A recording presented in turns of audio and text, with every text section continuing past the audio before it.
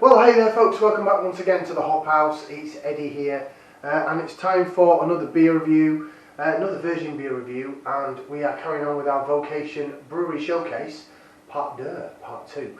If you're brand new to this channel, welcome along to the Hop House. We call that because we like hoppy beer, we like house music. If you like either of those or both, then give us one of those. Give us a like, share, subscribe to this channel if it's your cup of tea. Okay, we've just done the best bitter, the Devil's Leap, featuring Stoodley Pike on the can, and now we're going back to the Vocation anniversary beers for Life and Death. So if you know Life and Death, old logo, it's their flagship beer, I guess. It's their core sort of IPA, 6.5%. I think when it was first released, especially when it went into supermarkets, it was a bit, bloody hell, 6.5%. It's a bit hefty, but it's always been solid. And I know that, I mean, at the end of the day, this beer reviewing lark and all this, I mean, I'm not a serious beer reviewer, I'm just a fat lad in the kitchen. And everyone has their own opinion, because that's what it is, it's opinion, isn't it? It's just, this is what I think, and if you like it, you like it, if you don't, you don't. But I think that the Life and Death, is 100% solid. I've never had a bad batch of it. I've never had a bad version of it. I've always found it absolutely tremendous. Some people say it's changed from what it was to what it is now. I honestly can say I've not found that. I've found it to be absolutely sensational. I've had it in can, small can, big can. I've had it on cask. The cask version at 5.5%, not as good. Something's a bit missed there, but it's a percentage less. The cask at 6.5%, when I had it, blew my mind, and the keg version when I had it in Leeds blew my mind. So I think it's basically one of the best core range beers you can buy in a supermarket. I genuinely do. And I think when you have it, if you go to a Vocation tap and you have it on keg, you will be like, oh my giddy ants. Yes, I just said oh my giddy ants twice. Do you want to see what we're reviewing now?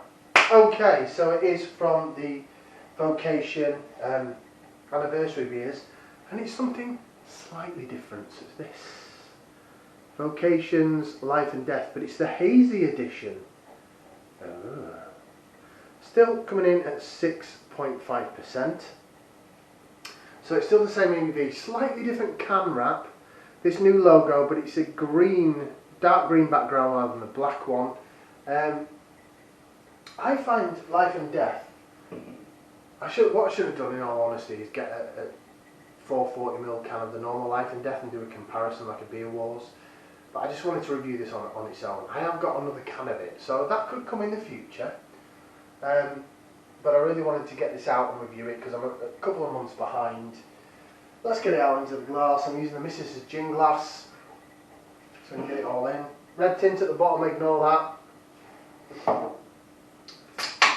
I find normal Life and Death to have a bit of haze to it, and I find it to be absolutely superb. Now this, being the Hazy Edition, is probably going to be a lot more cloudy and hazy, hence it's the Hazy Edition.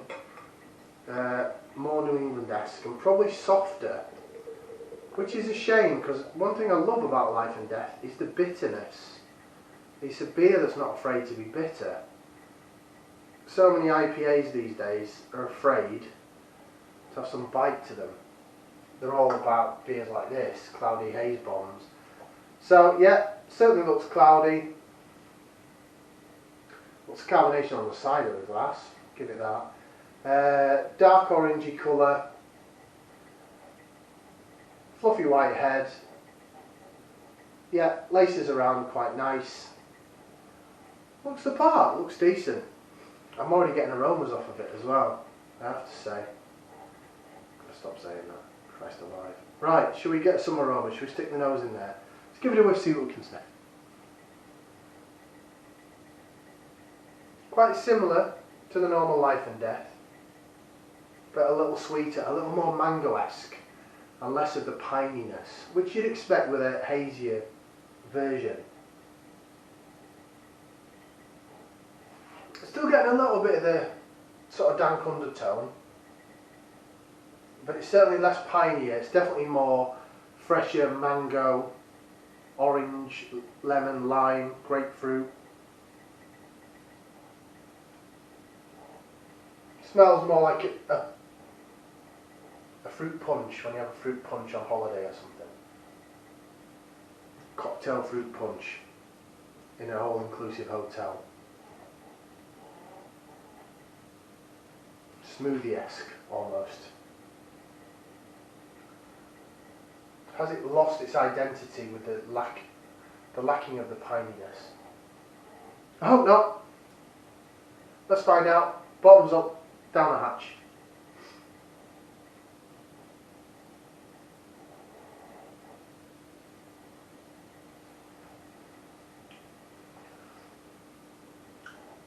That's quite dank actually. Whoa, I wasn't expecting that. Ooh, I wasn't expecting that at all. That's really quite dank.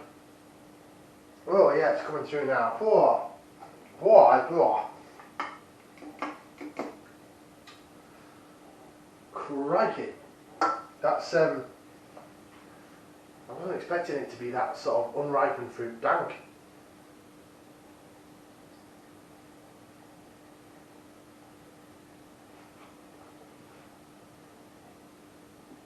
Wow. It's quite a new flavour to me, this sort of real unripened fruit. That's how I explain dankness. I know some people say it's to do with like a weedy aroma. I never get that. But the way I describe dankness is it's very much, if you were to peel off an orange, or you would peel off a mango, and you just peel off the inside of the rind and just put that in your mouth. Not that you ever would. It's a bit like, whoa, a bit unripened sort of. Wasn't expecting that. And there's been a number of beers I've had like that. The Big Popples was a big one. Overtone Swally that I had was another. I've got some more beak stuff coming in December actually. Christ alive, I ripped my tongue out. I'm sort of getting used to it. It's a newish flavour to me. I like things a little bit more rounded, maybe. But at the end of the day, I never used to like wabi. I never used to like the real sort of in-your-face, West Coasty bitterness, hoppy sort of bitey stuff. And now it's a flavour I go to. So this could well be, you know, my taste buds ain't used to it, but in a few months' time I'll be like, right, give me the dank, give me the dank. Go with a bit of Lace Division. Jig, jig, jig, jig, jig, jig, jig. It jigs in the glass really nicely, and the bubbles chase their head like so. Definite mango there, orange, lemon lime, very tropical, very citrusy.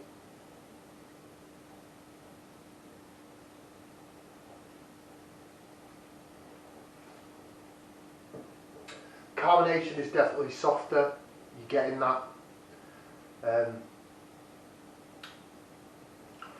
It's bloody dank though. It's definitely got that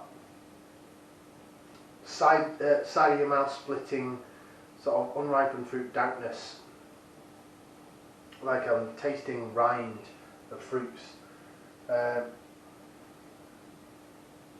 I'll be honest, I prefer the original. I will be honest. Interesting take on it. It's not a bad beer, but it's not life and death. Like if I did a side by side, if I did a beer wars video, and I might do now because I'm sort of intrigued to, I think the original would piss all over that like pissing on chips on fire. That was a really niche reference, by the way. Don't know what that was about, but. So, see what it says here. Our signature recipe, Life and Death, shrouded in a New England fog to soften its bristly West Coast features. It's juicy, tropical and soft. A rounded, softer Life and Death brewed with flaked wheat, jumbo oats and more citra for a juicy aroma, fleshy tropical and stone fruits and a silky finish, and the hops are citra and mosaic, as it says so. Voila. It's quite dank. Was I expecting it to be dank? I was expecting it to be softer, actually. You know, it's soft enough, it's just that flavour's just dank. And unripened fruit, it's definitely, it's beyond juicy, it's dank.